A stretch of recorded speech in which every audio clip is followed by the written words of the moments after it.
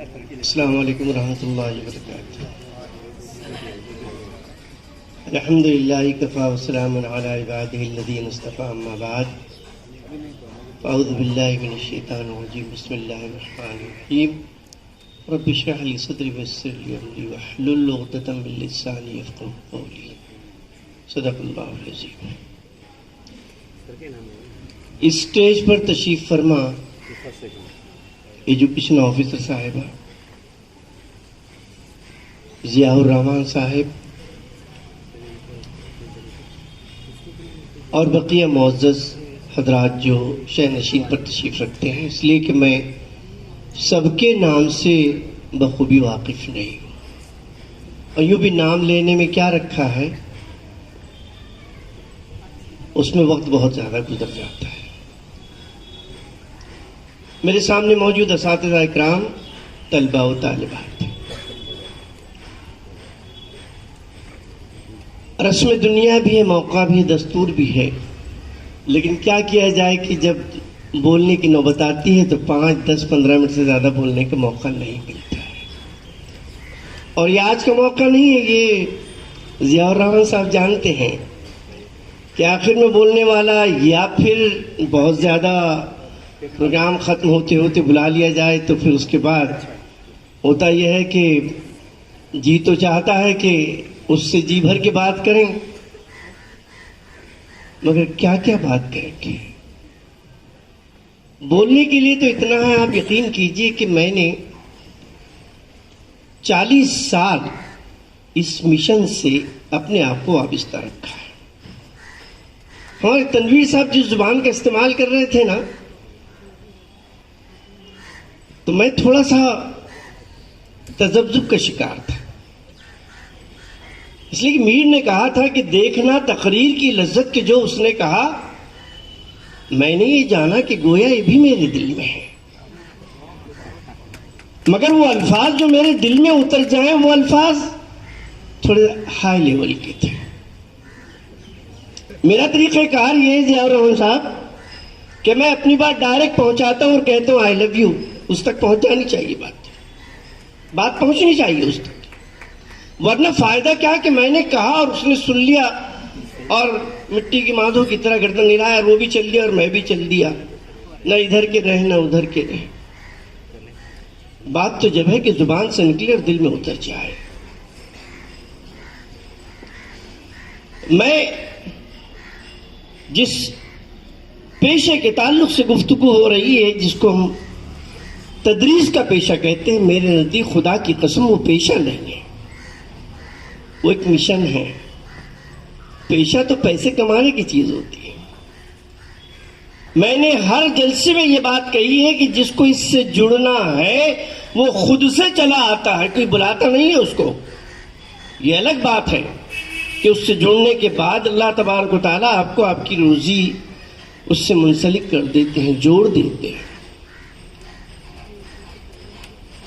گزشتہ مرتبہ ایک پروگرام میں مجھے جانا تھا بھیونڈی، اور وہ اساتذہ کا پروگرام تھا، اور میں نے ضیاء الرحمان صاحب سے کہلوا دیا تھا کہ بھائی میں تھوڑا اساتذہ کے تعلق سے سخت بولتا ہوں، تو انہوں نے کہا تھا کہ سر کیپسول کے اندر دوائی ڈال کے دے دیجیے گا۔ دراصل آج دنیا میں جو تباہی کے اثرات نظر آ رہے ہیں، میں پورے تجربے کے ساتھ اور بڑے وثوق کے ساتھ ایک بات عرض کر رہا ہوں کہ اس کے زیادہ تر ذمہ دار اساتذہ ہیں۔ آپ یقین کیجئے میں صرف اردو کے اساتذہ کی بات نہیں کر رہا ہوں، دنیا میں جہاں جو کچھ بھی واقع ہو رہا ہے اس میں تقریباً 75% حصہ ہم ٹیچرز کا ہے۔ نبی اکرم صلی اللہ تعالیٰ علیہ وسلم نے فرمایا تھا کہ ادبنی ربی فاحسن تادیبی، کہ میری تربیت میرے رب نے کی ہے، اس لیے میری تربیت سب سے افضل ہے۔ ہم پتہ نہیں کس مغالطے میں کہتے ہیں کہ نبی اکرم صلی اللہ علیہ وسلم جو ہے تو معلم اول ہے، یہ غلط بات ہے۔ معلم اول تو اللہ تبارک و تعالیٰ ہے جو نبیوں کی تربیت کرتے ہیں، تعلیم نہیں دیتے ہیں، سلیبس پورا نہیں کرتے ہیں۔ جب وہ آیت سورہ نصر نازل ہوئی، اذا جاء نصر اللہ والفتح، ترجمہ اٹھا کر دیکھ لیجیے کیا کہتے ہیں اللہ تبارک و تعالیٰ اس کو۔ کہہ دیا کہ اب تم نے اپنا کام پورا کر دیا ہے، واپسی کا سامان باندھو اور چلو، باقی ذمہ داری ہماری ہے۔ اللہ کی حمد و ثنا بیان کرو، استغفار کا ورد کرتے رہو۔ یہ مقصد صرف نبی کو کہنا نہیں تھا بلکہ ہم سب کو کہنا تھا۔ اور جو پروردگار نبیوں کی تربیت کرتا ہے وہ پروردگار نبیوں کو امتوں کی تربیت پیدا کرنے کے لیے چھوڑ دیتا ہے۔ اس لیے نبی معلم دوم ہیں۔ ہمارے ہاں کہا جاتا ہے کہ العلماء ورثۃ الانبیاء، کہ جتنے علماء ہیں، اور آپ یقین کیجئے ہر ٹیچر ایک عالم ہوتا ہے، اور عالم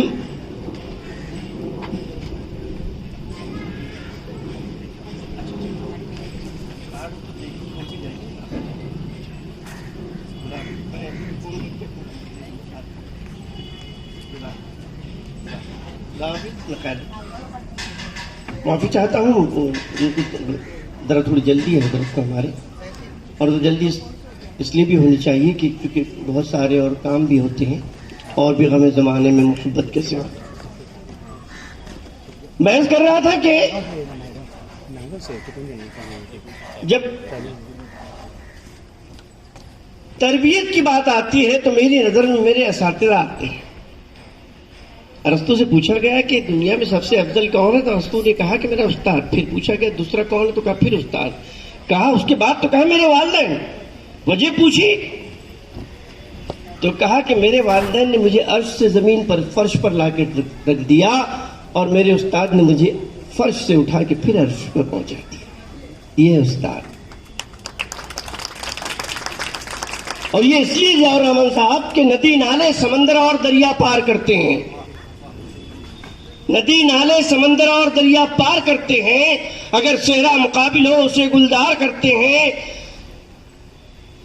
ندی نالے سمندر اور دریا پار کرتے ہیں، اگر صحرا مقابل ہو اسے گلزار کرتے ہیں، ضیا سورج ہتھیلی پر سجا لینا تو آساں ہے، زمانے کا جو مستقبل ہے ہم تیار کرتے ہیں۔ یہ ٹیچر ہوتا ہے، سلیبس کمپلیٹ کرنا ٹیچر کا کام نہیں ہے۔ آپ یقین کیجئے میرا اپنا کیریئر شروع ہوا تھا پرائمری اسکول سے، اور پہلی بار جب میں کلاس میں گیا تو مجھے دوسری کلاس دی گئی تھی، لیکن مجھے جب ڈی ایڈ میں ایڈمیشن کروایا گیا تو میرے والد صاحب نے کہا تھا پیسہ کمانے جا رہے ہو یا پڑھانے جا رہے ہو؟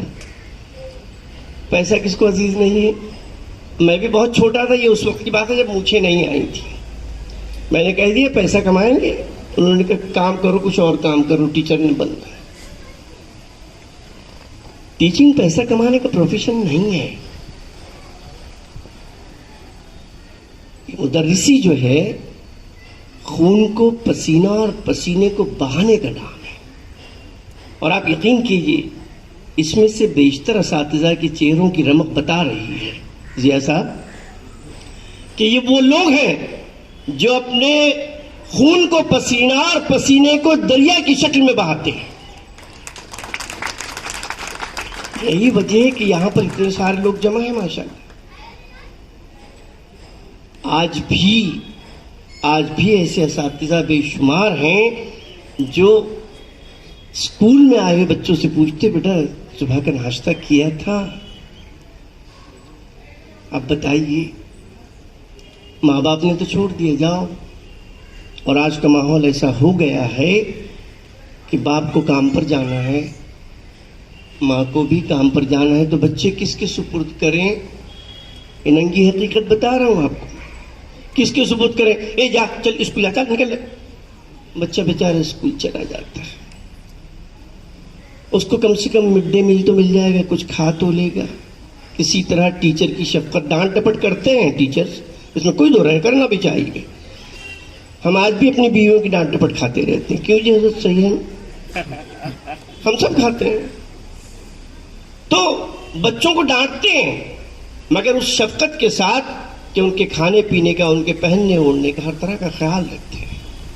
آپ یقین کیجئے، اور یہی سنت ہے، اور یہی وہ رزق ہے جو آپ کے بچوں تک پہنچتا ہے اور پھر بچوں کو عروج عطا کرتا ہے۔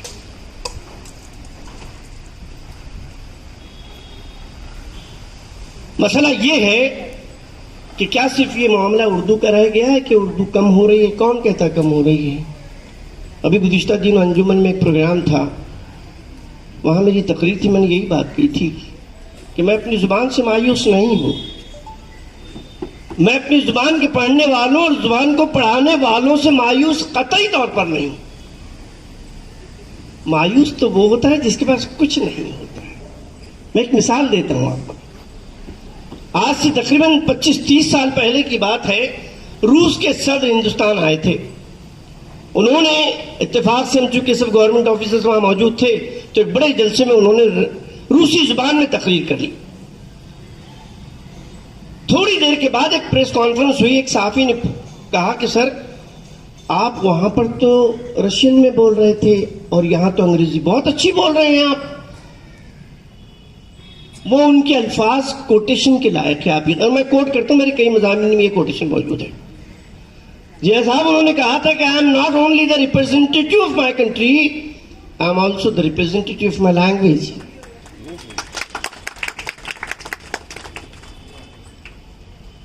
آج سے تقریباً 7 سال پہلے ایک کانفرنس ہوئی تھی تھائی لینڈ میں، جس میں 385 مندوبین تھے، ڈیلیگیٹس تھے. اس میں ہندوستان، پاکستان، بنگلہ دیش، جاپان، سری لنکا وغیرہ سے بہت سارے تقریباً 12-13 ممالک سے لوگ آئے تھے. میں واحد آدمی تھا جس نے اپنا مقالہ اردو میں پڑھا تھا.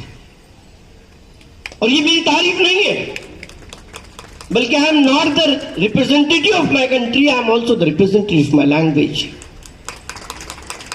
اگر آپ اس بات کو سمجھ لیں گے تو آپ یقین کیجئے کہ آپ سنیں گے انگریزی میں، سنیں گے مراٹھی میں، سنیں گے گجراتی میں، کسی بھی زبان میں سنیں گے، لیکن جواب آپ دیں گے اپنی زبان میں.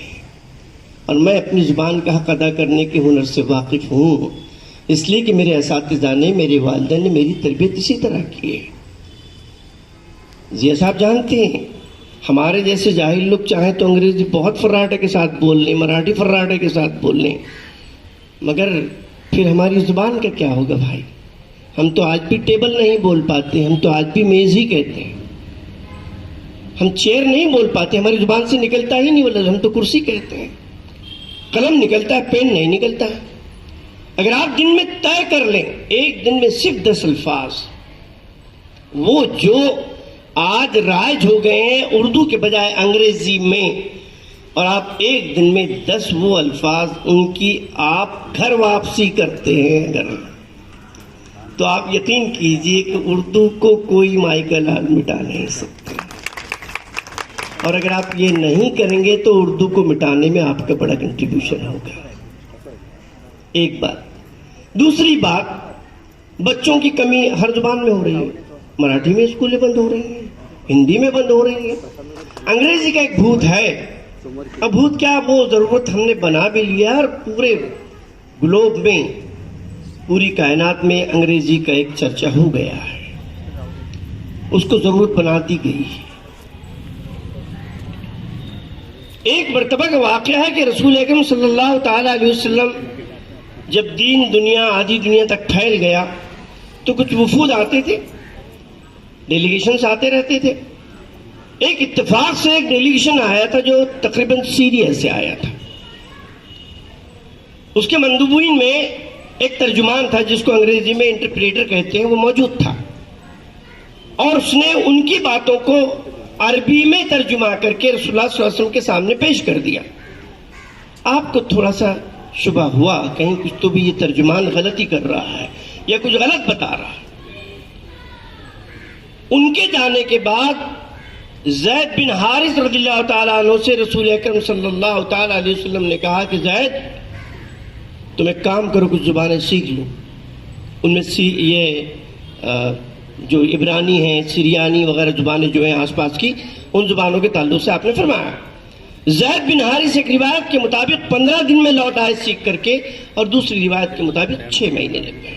بہرحال جو درست ہو اللہ بہتر جانتے ہیں. تو ہمارے یہاں اردو کے علاوہ، یعنی اپنی مادری زبان کے علاوہ کسی اور زبان کو سیکھنے کی ممانعت نہیں ہے. انگریزی سیکھنے سے کافر نہیں ہونے والے، مراٹھی پڑھ لینے سے مشرک نہیں ہونے والے. جس کو جتنی زیادہ زبانیں آئے گی وہ اتنا ماہر ہوگا. یاد رکھیے آپ کی زبان شہنشاہ ہے تو آپ کو وزیروں کی ضرورت پڑے گی. دیگر زبانیں مادری زبان کے مقابلے وزیروں کا کام انجام دیتی ہیں، اس کو ذہن میں رکھ لیجیے. اور پھر دوسری بات، انگریزی کی ایک کہاوت ہے کہ چیریٹی بگنس ایٹ ہوم. پہلے گھر میں چراغ جلانا چاہیے نا. میں نے ایسے کئی اساتذہ دیکھے. میں نے اپنی پوری ملازمت میں، جس کو میں ملازمت کر رہا ہوں اس مشن سے جڑنے کے بعد، 2 لاکھ اسٹوڈنٹ پروڈیوس کیے. 2 لاکھ آپ تصور کر لیجیے. اور پوری دنیا میں بکھرے ہوئے، پوری دنیا میں بکھرے ہوئے. میں نے ایسے کئی اساتذہ کو دیکھا کہ جو اردو کی روزی روٹی تو کھا رہے ہیں. اور یہ کون دے رہے ہیں آپ کو پتہ ہے؟ وہ جھوپڑ پٹی میں رہنے والے بچے، وہ بچے جن کے پاس یونیفارم نہیں ہے، وہ بچے جن کے پیروں میں چپل نہیں، وہ بچے جن کے ماں باپ مزدوری کرتے ہیں، جن کے بدلے میں ہم کو آپ کو تنخواہیں ملتی ہیں بڑی بڑی الحمدللہ. اور ہمارے بچے انگریزی میں پڑھ رہے ہیں. تصور کر لیجیے کیا ہوگا. اگر ایسا ہے تو تباہی کی یہ پہلی منزل نہیں ہے، ہم بہت قریب ہے، اس کی آخری منزل سے بہت قریب ہے. اور اگر ایسا نہیں ہے تو خدا کی قسم اس زبان کو مٹانا اتنا آسان نہیں ہے.